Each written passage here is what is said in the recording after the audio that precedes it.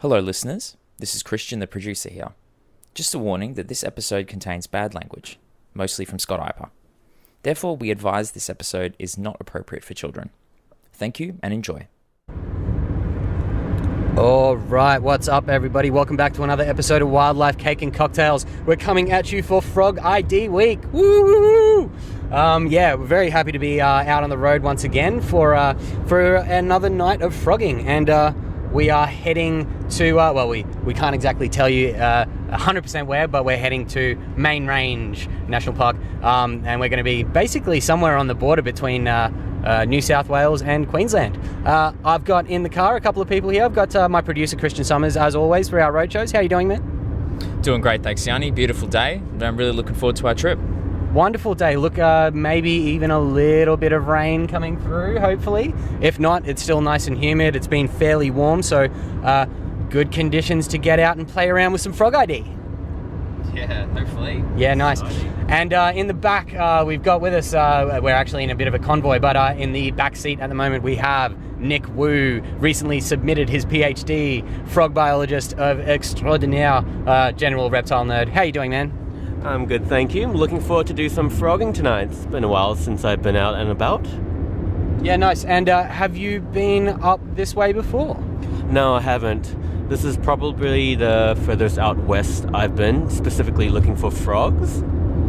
Yeah, nice. Okay. Well, it's not, it's not quite arid frogging. You know, we're not going to be like in the clay pans looking for burrowing frogs and like cycloranas and that kind of cool stuff. But it is going to be pretty much a little bit more rainforesty and streamy, as I imagine. That's right. So the area that we're going to should have a good density of frogs. So Scott Eipper, who will be meeting up there as well, he knows this location quite well, and so we should be able to get a lot of different species of frogs calling. Yeah, very cool. Yeah, we are heading out there, obviously, in convoy. Our other vehicle has our good friend Callum McKercher in it, and he is keeping Scott Eipper company. That's Scott Eipper, wildlife consultant, educator, author, herpetologist from Nature for You, based out of here in Brisbane.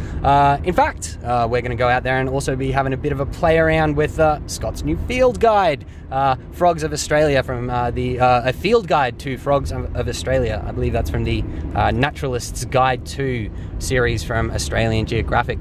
Fantastic little pocketbook, and we've also got his recent Dangerous Creatures book, don't we there, Christian? We got that floating around there by your feet as well? We do. There's quite a lot jammed in here, water bottles and bags and audio equipment, but we've got Scott's books down here. Yep, here we go. So both Naturalist Guides to Frogs of Australia and Dangerous Creatures of Australia. Yeah, wonderful. Both published along with Peter Rowland as well.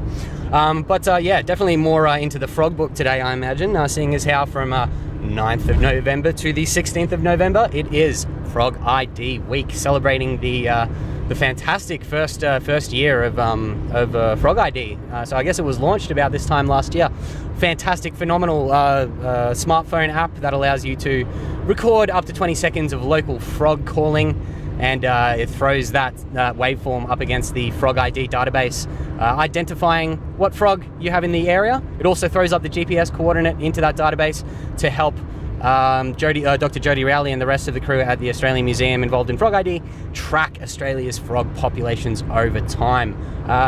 Super cool project. Nick, have you had much of a chance to play around with this thing? I have, actually. I've got it more recently, but I remember around last year we actually went out to do some herping for frogs, and Callum told me about this new app that just came out, FrogID, and then we started using it more often now, and it's been really useful if you are new to this app because it's very user-friendly, and so you can do a quick call of the frogs, record the calls from the frogs, and then just send it out to them. They'll give you back the exact species ID that you need to identify this individual, and it's really great to use. So I've been using it for the last 3 months. When the summer is starting to arrive, so the frogs are starting to call, it's the best time to go out and find them. Yeah, awesome. And like that, as you mentioned, that callback, the playback of being able to play the frog calls back when you're out in the field, super useful, because obviously, if you do play that and you do have another male somewhere, he might maybe believe that there's a little bit of competition and himself start calling again so you can get a bit more of a clear recording. Is that right? Yeah, that's right. So some of us who do research with frogs, if you want to be able to find these frogs, the first thing you want to do is be able to hear them in that location. And if you don't hear any frogs, but you assume that they are in this location, what you can do is just play back the sound of a male frog, and then if they call back, you know they are in this vicinity, in this area.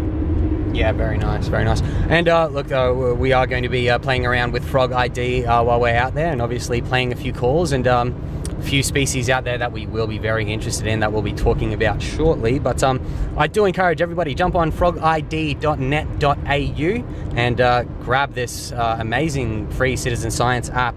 You can also get it from the Australian Museum webpage or the FrogID websites and social media pages on Facebook. Yeah, sure, you can track it down from there, and you can also get it on pretty much any app or Play Store that is on the internet as well. Now, species-wise, I believe Flea's barred frog, Mixophes fleae, is going to be up here. And I believe, is it the Philora that we're after as well? In particular, Philora kundagungan? I believe so. I haven't been in this area before, but what Scott has said, they should be pretty common around there. Yeah, right. So the kundagungan, that's also known as the mountain frog, I believe. So we're pretty much going to be looking in some mountainous, rainforesty, streamy area, and Philora. It's I believe they're in ecology a little bit similar to the Periolea and the Pseudophrinae, as in they're going to be small, kind of ground dwelling, and pretty much calling from somewhere in the leaf litter, and pretty much impossible to find. But hey, we're heading out there with Scott Eipper, and it's always nice to have an expert handy to point you in the right direction, eh?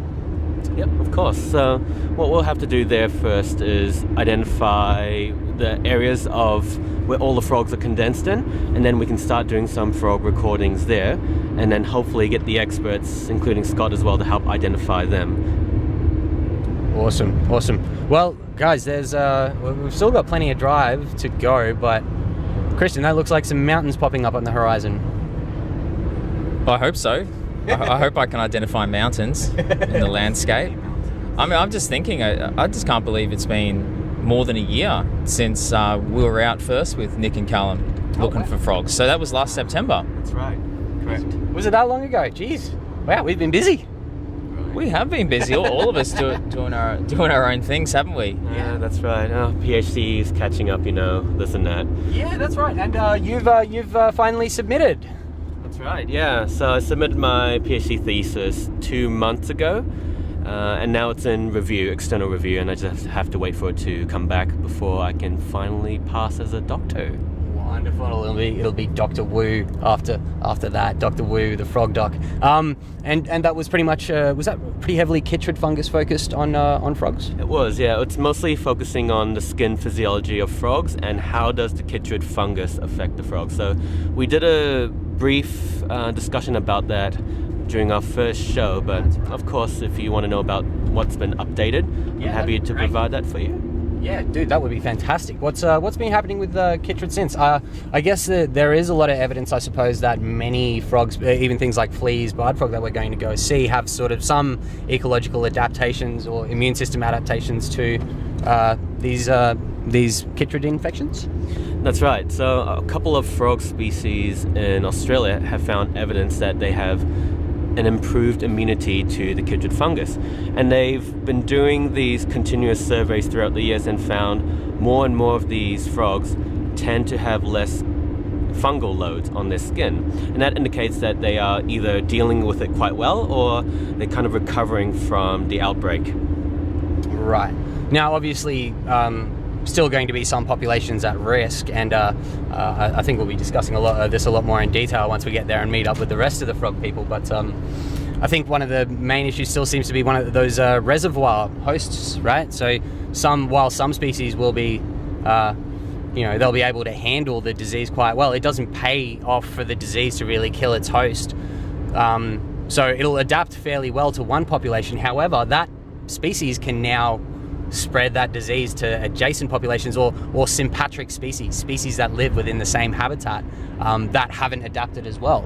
Is that about right? That's right. So there are 3 ways that a frog can react to the chytrid fungus. One is that they can't develop an immunity to it, and the disease progression develops and eventually kills off the frog. 2 other ways that the frogs can deal with the chytrid fungus. One is to be tolerant to the fungus. That is, that they can deal with the pathogen load on their skin and continuously live with it, coexisting with it. The other one is that they can become resistant to the fungus.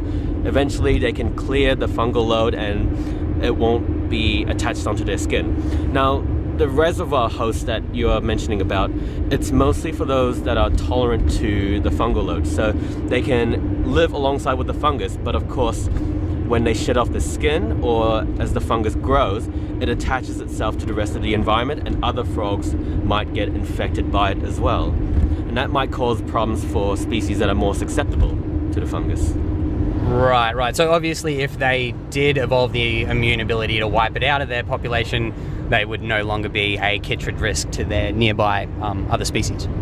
Yep, that's right. Fascinating stuff.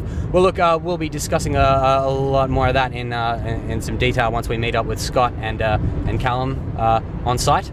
But I think for now we're just going to enjoy the drive, and we'll catch up with you guys once we're on site. Sounds good. Sounds good. All right, guys, we shall talk to you shortly. Cheers. Rolling.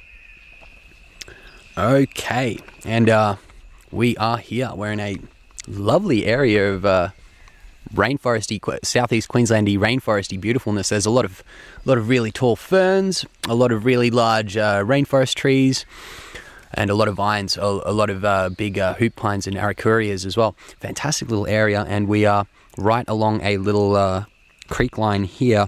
The guys have headed up and down in both directions down the creek line to see what they can find.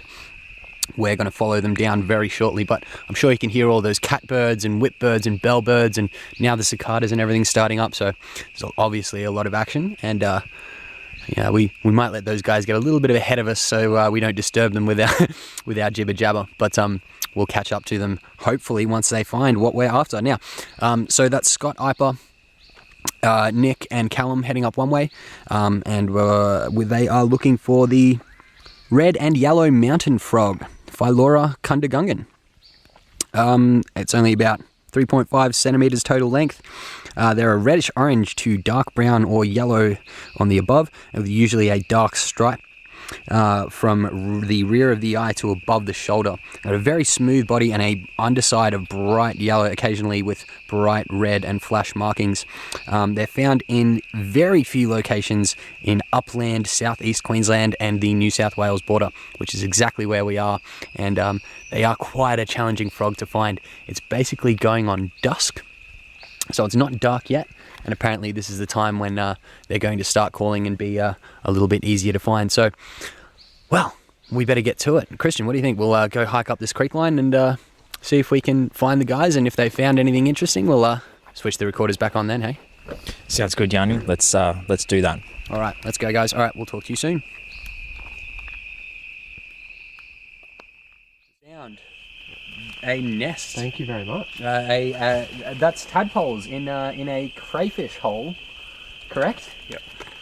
No, that's probably No, not. I reckon that's no. a nest. Yeah, that's a nest he's made. So that's a nest that the male has dug. Yeah, I'd say. That is phenomenal. So, Philora kundagungan. I'm gonna go get my camera.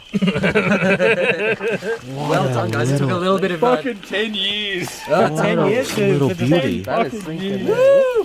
So that's a 10-year search for Scott Eipper, and for us it took maybe 15 minutes of triangulation, and I think we're very much benefiting from other people's expertise on this one. Is Thank someone you, Mark. staying here? Or? Yeah, we're Wow. staying here. We've got our cameras. Wow, that is phenomenal. We're here with a very excited Scott Eipper.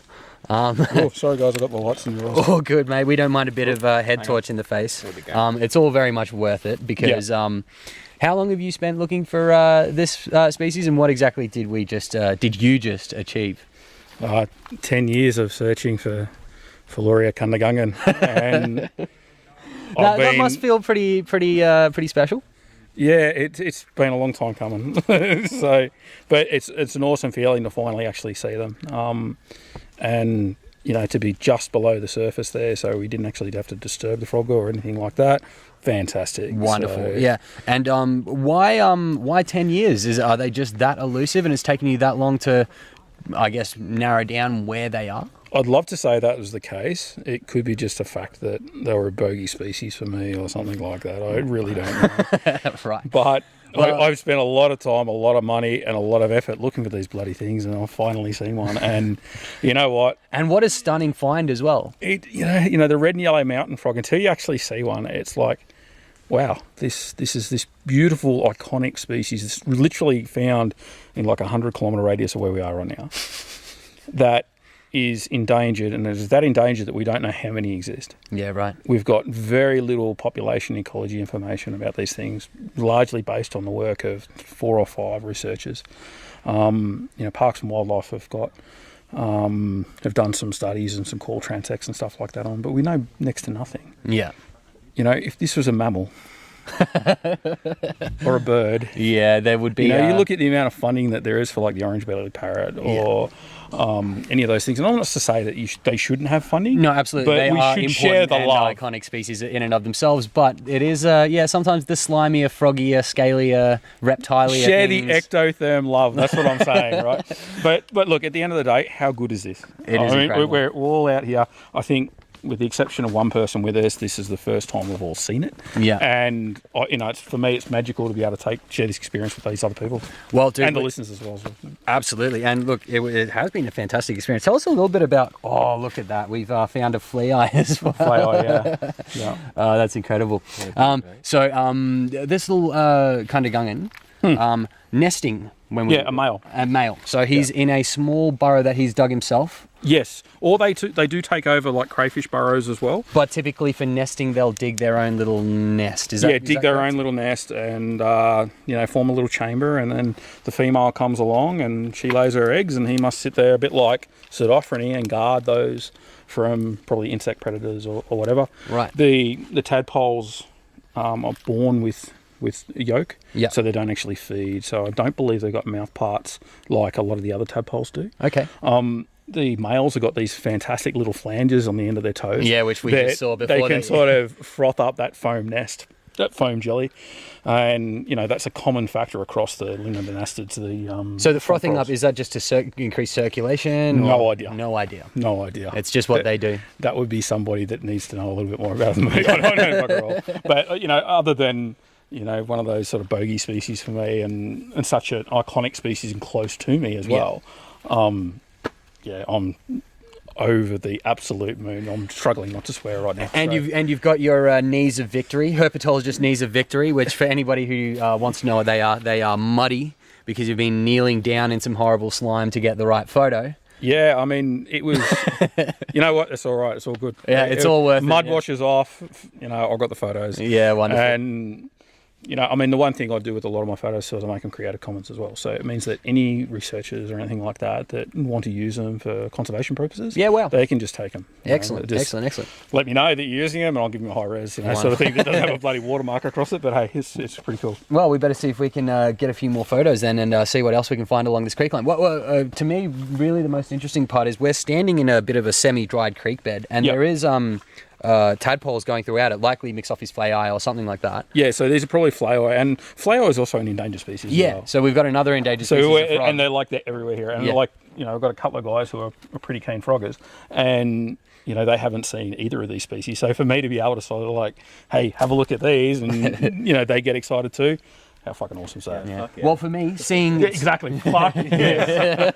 Fuck yes, Nick. It really made our night. Yeah, that's incredible. So it's worth all the headaches and trouble. And for me, look, seeing, we're in this creek line, we've got one species of frog tadpole right here, and then to see the kundagungan and how they nest in that sort of dug up mud hole that they dig. Yeah, the seepages, Seeing that ecological difference and just seeing how they behave. Well, they don't compete against each other. Exactly, they can share. They're pretty much sympatric, but not ecological competitors in that sense. Yeah. Fantastic. Awesome, man. Cool. Super cool. All right, let's see what else we can find, guys. This has been awesome. All right, guys, we'll see what else we can find along the way. Cheers, guys. Talk soon. Oh, sorry, Nicky. So we're looking at Mixophes flayi. Flay's barred frog, not burrowing frog. close relative. Oh, look at him go. Close relative of the greater barred frog, which we've come across. But Flea's barred frog that we have here is actually a endangered species. Endangered? Threatened? Endangered. Endangered. So yes, it is classified as endangered. And it's one of those species that we spoke about that is potentially recovering somewhat from chytrid fungus. Yeah. So They seem to be more common as people are going. And yeah, right. So the population count is rising, but chytrid doesn't quite seem to be disappearing out of their population. So from that, you can pretty well come to the conclusion that they're adapting to it rather than somehow wiping the disease out. They're becoming accustomed and learning to deal with it. But that unfortunately does mean that this is one of those species that has the potential to be a chytrid fungus reservoir. So being that it is able to survive the disease, it is also able to carry the disease. It is also able to unfortunately spread the disease to other species which are not quite as tolerant of chytrid fungus as it itself is. Beautiful, beautiful frog. Much bigger than the kundagungan, obviously. All these mixophies are pretty large animals. Like you were saying, Christian, you were spotting a few of the tadpoles in the creek there, and they're pretty big, right? Yeah, they're probably about, the larger ones are probably the size of my thumb. Yeah, right. And they can be quite old. They'll develop for sometimes over a year, I believe. Up to 18 months. Up to 18 months. For them. So look, at 18 months, that tadpole will be sort of the size of a 10-cent piece at least, 20-cent piece. Yeah, pretty they can big. Get up to sort of 20-cent piece size, almost 50-cent piece. They're actually one of the few taddies that are carnivorous. Yeah. So for our listeners who don't know, they'll probably be about sort of 3 centimeters, maybe more. And so that's quite a large tadpole, especially compared to the one that we saw before. All right. Looks like he's heading off further down the creek. Let's see if we can find him. All right, guys. We shall switch the recorders back on and see what we can find further down the creek. Cheers, guys. No, don't put it in the other top. See. It's a golden crown, man. Are they Don't even venomous worry. or not? Yeah. Okay. So what do we got here, guys? Well, you tell me, Christian. I hear that you spotted this little beast. This is a golden crown snake, my friend. Yes. I do actually recognise the golden crown now from our trip up to Mount Glorious. Yeah, excellent. And it's got that, so that crown goes a little bit more laterally along the neck rather than all the way across the neck, kind of wraps around the face. Beautiful animal. Yeah, what a little cutie. And you spotted this one, did you? I did. Yes, Scott nearly stood on him. Yeah, that's what I'm saying. It's for non-university level herper. Yeah. Well, no, see, you've spent all of your herp energy and herp mojo on finding the kundagungan. Yeah, I don't care. So, That's yeah, still don't fine. care. That's all good. And this is one of the great things about crown snakes is it looks like he's going to start raising up and displaying for us. Yeah, a that little was bit. some mean and display. scary. He's a big, tough little guy, isn't he? Well, he likes to act like it, but like most snakes, this is really all a bluff. It's all a big show. He is venomous, but only very mildly. Beautiful colouring on Only the if you're bitten underbelly. by him. And The tails only- aren't venomous. Yeah, and look, there as far as venomous go, the entire Cacophis genus, the crown snakes, aren't exactly a life-threatening group. Cacophis, actually, I think. What does that? That mean bad snake? I think. Yeah, cac, not so much a positive term. Aw. So Shame, 'cause they're I such guess beautiful little snakes, aren't they? whoever described them or whoever described the genus was not a huge fan of them by the sound of it. But they are a beautiful animal. This guy's probably only maybe 25, 30 centimeters long, and with it's an adult female. Adult female. Yeah, nice short tail, nice little. And he's setting up for a beautiful little photo there.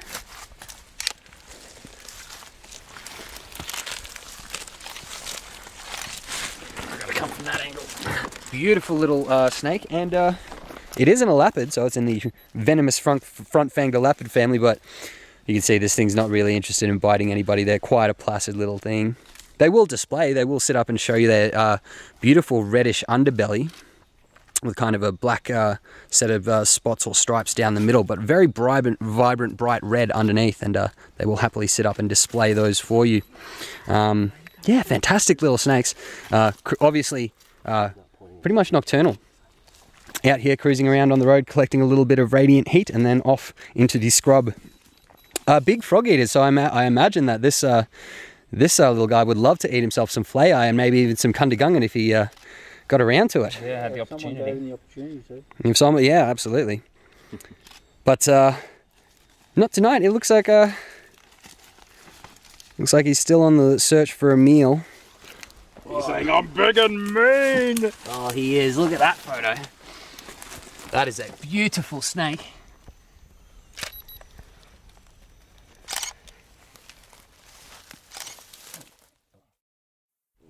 All right, Yanni, so what do we got? Sorry, I'm a little bit far away from you. We have a rough-scaled snake. It is a beautiful snake, and I believe it was mistaken for a keelback initially, which Yes. it is not. It is definitely not. So that's that would have been Tropidinophis myrii. This is Tropidecus carinatus. This is a much more dangerous snake than the keelback. Yeah, right. The keelback looks pretty similar, but this is actually deadly. The keelback is a harmless well, used to be a colibrid, now it's a natricine, I believe. Is that correct? Yeah, natricine. Whereas this thing is already trying to bite me a few times, and this is a deadly venomous snake. Right. And they are notoriously difficult to handle as well. They're not the biggest animals, but they can be short and whippy, and they just don't behave very conducively. So we're going to be very, very careful and very gentle with this guy. And he's an absolutely beautiful animal. Big surprise that we found him down here looking for frogs, right, Scott? Yeah, huge surprise. Who actually spotted him? It's exactly what they Nick do. spotted it, and right, probably like 30 centimeters away is a little Stony Creek, probably. Yeah, gorgeous animal. All right, I think we're going to put him back where he was and see if he can find some more frogs. How about that? Yeah, sounds good. Wonderful. So that's our second elapid for the night, and this one is a lot more dangerous than the first one. All right, off he goes back to Frogtown, and he's in the water. I was going to try and get a photo, but Oh, were you? Yeah. Sorry, mate. Yep. Okay, so the Stony Creek frog, Litoria wilcoxii, and both a male and a female here. Super awesome frogs, right, Nick? Massive amounts of sexual dimorphism. Yes, they're lovely little frogs. The males, during the breeding season, they become bright yellow, so you can easily tell the difference between a female and male based on the yellow patterns on the male. And the females are also significantly larger. Yeah, quite a lot larger. That's right, yeah. And so we have a female and a male here. You can clearly tell which one's the male, obviously. Much more vibrant in its yellow coloration and a lot smaller. Got the big brownish female up there behind her. We'll see if we can get them both in the same photo. Let me try and get around and get you some better light.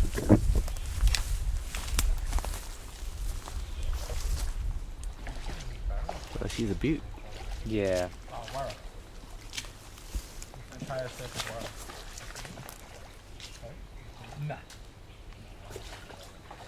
So is that little chattery sound we're hearing in the background, that call, is that the wilcoxii, is it? Yep, that's a little That's coxy. a Pearsoniana giving you your too close call. Huh. Right. Oh, there we go. That's a good shot. Oh, that's the crack. It's just jumped right. The Male has and just jumped female on right the next same to it. rock. So both frogs are now on the same rock. That makes the photo process a lot easier. But you can really tell that size and coloration difference once they're right next to each other. Even from this distance, I'm Yeah. probably close to 2 meters away. Yeah, that female is easily twice the size of the male. Hey. Yeah. Wow, beautiful frogs. And Pretty cool. The transformation in the colour from obviously when they're breeding in the breeding season. I think there are two types of cells that provide the colouring. So they've got a brown pigment, so those little pigment granules in the cells. Yeah, no, erythrocytes are blood cells. So I can't remember the exact name of them. erythropores. No. Those provide the red. There's We've got another flappopores, one. erythropores. We've got and, another one right here. See this dried log here? Yeah, right at the end. right Right there. there. on the end. Yep. Another male. Cutie. So basically the brown and then there's the yellow pigment granules, and they both evenly distributed throughout the cell, so we get that brown colour. But during the breeding season, I believe those pigment granules are contracted into the centre of the cell, so that only the yellow is showing, giving that colour. And so in typical like flash points, we've got the red armpits and the red legs, or the yellows and stuff, they have a much higher concentration of these yellow cells with that pigmentation as opposed to the other coloured cells. That's pretty cool. Yeah, that's cool, man. And yeah, those yellow reddish cells, typically in reptiles, are referred to as erythrocytes. That's why an animal which is missing its red or yellow color might be called anerythric. Or anerythristic, I think, one or the other. There's also iridophores, which are really cool. It's another type of coloration cell, but it's not based on a pigment. It's actually based on a crystalline structure, kind of like a chandelier, and how that changes the refraction of light as it is reflected off the actual pigments. Pretty cool. All right, let's see what else we can find. Yeah, I did. All right, and I believe this one was another one spotted by Mr. Scott Eipper, was it? I believe so. It's what do we got here? We got Litoria pearsoniana, the Cascade tree frog. Just a tiny little green little guy. And we have seen these guys before at Tambourine Mountain, where this once relatively declining frog is now making a bit of a comeback post-chytrid, I believe. Yeah, it's been, taken back up to near threatened. It was critically endangered, I think, at one point, and it's made a very good recovery. Yeah, I believe only just in the last couple of years it was delisted. Yeah, so there it is, and it's still on the threatened species list, but only as near threatened. Still a very important listing and a species that needs to be monitored and kept an eye on, but fantastic to hear that they're making such a recovery. Yeah, very, very, I suppose, different from the two main frogs that we've seen already. Three frogs that we've seen so far. This is your typical, I guess, Litoria. Yeah, as in it's small, green, and it lives in a tree. Toe pads, just climbing. Very cute little fella. I think a lot of the tree frogs that are more attractive frog, I think, I don't know, they're pretty cute, all of them. You got Perrin's tree frog, they're a spectacular looking frog. Green tree frogs as well, they're got a bit of personality about them. They're pretty cool. And they do all seem to have those big popping eyes, which a lot of frogs do, but some of the ground dwelling myobatrachids and pseudophrinae that really burrow a lot maybe don't need such fantastic vision, maybe don't have such big googly eyes that we typically think of on frogs. Or coloration, it pays to be brown when you're living in the dirt. So these guys, at least, they're a nice green colour, and it pays to be vibrant green for them. Yeah, very cool. All right, we'll get a few happy snaps of this lovely threatened frog, and we'll see what else we can find. Okay, so here we are. We're standing. We're not even in the creek because we're being very, very aware of our potential chytrid, but we do have. What are you actually after at the moment? So I'm after the whistling tree frog, Litoria varroii. Litoria varroii, right. So we're going to use FrogID. Hey, it's FrogID week. We're busting it out. We're going to use the app. We have already used it a bit earlier tonight to play that kundagungan call while we were trying to locate it. But so guys, this is one of the fantastic things about FrogID. It not only lets you record and ID what you hear, but it lets you play back calls to see if there is anybody else calling in the area. And it sounds like this.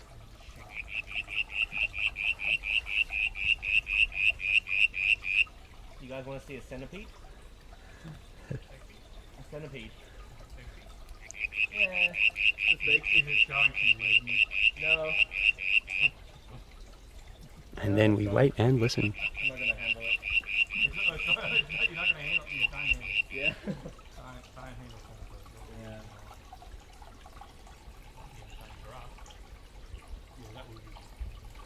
Well, I think that's a no on Litoria varroii for now. But nonetheless, how have we done on frogs? We've done really well. We've Mixophes fleyi. I believe somebody else saw Fletcheri down there as well. Litoria wilcoxii, the Stony Creek frog. Litoria pearsoniana, the Cascade frog, Cascade tree frog. And of course, the big one for the big main one, Philora kundagungan, the red mountain frog. Oh my god. That was amazing. All right, guys. let's keep moving. Unfortunately, no varroa at the moment, but if we do find the what's varroa's common name again? Whistling tree frog. All right, if we find the whistling tree frog, if we hear some more whistling, we will let you know. And yeah, cheers, guys. Talk soon. All right, so look, we've had a fantastic night of frogging and finding snakes. We found rough scale snake, we found the golden crown snake, we found Cascade tree frog, we found the red mountain frog. We've Flyaway, all that sort of stuff. All kinds of stuff. But Scott's disappointed. Yeah, he's always got to be a bummer and bring the party down. But no. In all honesty, this is a national park here, right? Yeah. So we've got some amazing endangered species here. Which we have been finding tonight, and this is specifically why we came to this kind of area. Yeah, and then we've got fuckwits. This national park has got a case of fuckwits. Now, if we turn around, we've gone across this little creek crossing, and on one side of the creek we have 2 fucking rock stacks, and on the other side we've got another rock stack. Now, I understand kids getting involved and doing stuff like that, but they don't need to pick rocks up and stack them on top of each other like a pack of douches. All right, things live underneath those rocks, and the homes for those animals have just been ripped off. You know, imagine how happy you would be if someone came up to your house, ripped the roof off it, and then just left it discarded somewhere else. Absolutely. Now, look, as herpetologists, we do understand that there is a process of looking for things called tipping. But what is rule number 1 of tipping? Put it back as you found it. Absolutely, because rocks are important microhabitat. Flat rocks in particular, particularly wide flat rocks, which cover a lot of ground. Now, these make a fantastic base for your rock stack, but every time you make that rock stack, you are destroying microhabitats for fauna. And I'm not sure if, obviously, the people did not know that they were in an area that contains endangered species, but that should be neither here nor there. No, I don't accept that, Yanni, because literally 20 metres from where we're standing, there's a statue to the endangered Mixo flyaway. Yeah, you're absolutely right. There is labelling and signs. There is labelling and signs here, but you know what? People need to, if you want to build stuff like that, build a sandcastle at the beach. All right, and let the tide move it around and replace it. Don't do this in a beautiful national park. The national park is as beautiful as it needs to be without some douche coming along and trying to put a stupid stack of rocks in it. Is evidence of human activity always a good thing? No, I don't think so at all. I would like to have seen this area that looked more like nobody had been here. Yeah, well, we've got cattle in here, and there's they're fouling up the waterways. We've got invasive species all along this creek. And there's road tracks going through the creek. Stinging nettles along here. There's bloody brambles along here. There's all sorts of shit. So there's already issues. Why pile on? So why just add that little bit more? It's like the death of 1,000 cuts. Is that going to be the next thing that stuffs something up? Yeah. And people can't say that rock stacking doesn't actually affect things. Over in the US, the hellbender salamanders have been proven to be damaged by dickheads and rock stacks. So sorry about that rant, but it's put a bit of a dampener on the end of the night in some ways for me. Yeah, no, that's understandable. And look, particularly in a national park where I think we all know the saying, take only photos, leave only memories, blah blah blah. Yeah. It does sound like we're carrying on about this, but honestly, what we're looking at right now is some potentially disturbed microhabitat for things that you may not consider. Things such as small freshwater fish that need undersides of rocks in streams to lay their eggs and attach their eggs on. Things like gobies and gudgeons. Macroinvertebrates. These are hugely important shelters for crayfish. Yeah. These are hugely important shelters for a large number of species. Yeah, tadpoles are filling on the detritus around those rocks and things like that as well. What happens is it's precariously stacked rock stack. So something moving along that creek and now gets crushed because it moves and it topples over. Yeah, because the rock stack is no longer viable. Yeah. It's just disappointing to see it. Yeah, agreed. The place is beautiful enough without it. Absolutely, and plenty more beauty to come. Hopefully, we'll find some more stuff. But we'll smiles up. Thank you. All right, guys. Thanks very much. No worries. We'll catch up with you soon. Cheers.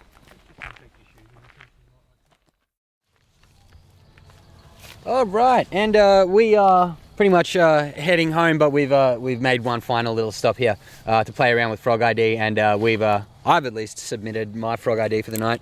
I'm doing one right as we speak. Yeah, I got a sedge frog. What'd you get? I got a sedge frog and Woo! letting Jodie know all about it. And you're letting her know about our wonderful finds tonight, I'm sure. She'll be getting a few photos from you as well. Oh, potentially.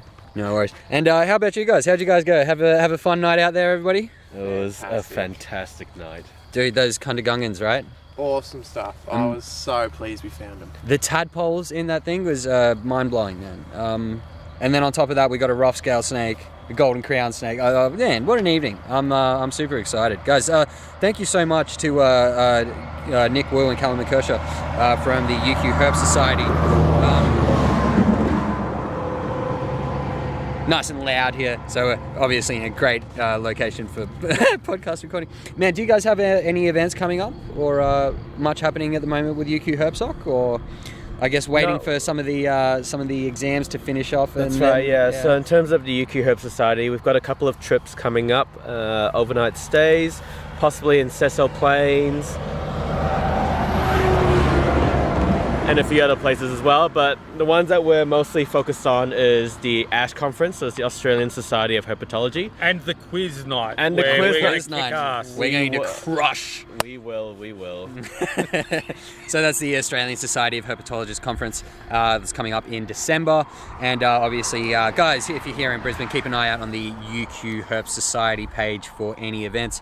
Scott Eipper from Nature for You as well. He's got some books out. A Naturalist's Guide to the Frogs of Australia by Scott Eipper and Peter Rowland, as well as Dangerous Creatures, A Naturalist's Guide to the Dangerous Creatures of Australia by Peter Rowland and Scott Eipper. And there's another one coming out. I believe it is A Naturalist's Guide to the Snakes of Australia by Scott and Ty Eipper. Yes. Holy crap, he's been a busy man. Busy. Yeah, well, for someone who didn't finish high school, right.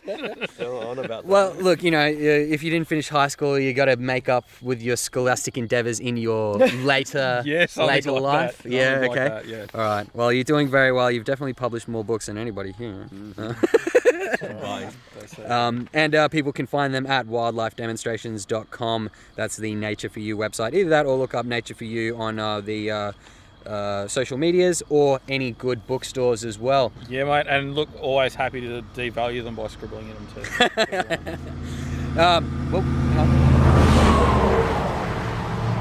Awesome. Wonderful. And look, with that being said, I believe we may actually have a copy of the Frog book and the Dangerous Creatures book to give away to a lucky audience member. So I think we'll be coming up with a challenge at some point soon. Yeah, I think we've got to get something. Something's got to happen somewhere, some donations or something for something, or we'll figure something out. Yeah. It's got to do something to do with herp conservation anyway. Yeah, wonderful. Well, look, I'm holding a couple of copies of this phenomenal little book in my hand, but I don't think we're going to be using it anymore. I think it's about end of evening.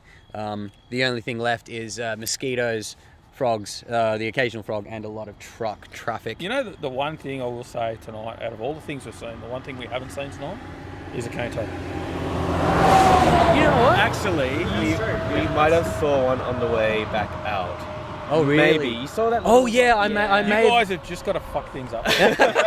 I may have seen one on the road. He may have seen one. Not 100%. Might just be a ball of nothingness. I'm pretty sure. It was a bit of cow after shit. you run over it anyway. I'm pretty certain it was a toad, but let's not. All right, guys, let's get on the road. All right, thanks for joining us, guys. This has been super awesome. Guys, this has been another episode of Wildlife Cake and Cocktails. We'll be back shortly with plenty more frog action. Hey, Cheers, y'all. by the way, And yes, happy Sorry. Frog ID Week, everybody, as well. there's one other thing. I am fucking disappointed because where is our fucking cake? All cocktails. I mean, okay, I understand no cocktails because we're No cocktail, driving, yeah, right. But you dropped the ball on the cake, man. I was rushed and harassed. I've been anally probed at the QE2 hospital this week for colons issues. So look, I mean, I can't. I'm not always bringing the cake, but look, we will have a proper sit-down Wildlife Cake and Cocktails to discuss all things froggy at some point with the folks from UQ Herp Society. So there'll definitely be some cake and cocktails at the table when that happens. Will that work for you? Is that good enough? That's good. Man. All right. Cheers, guys. Hope you have a good night. And we shall talk to you soon.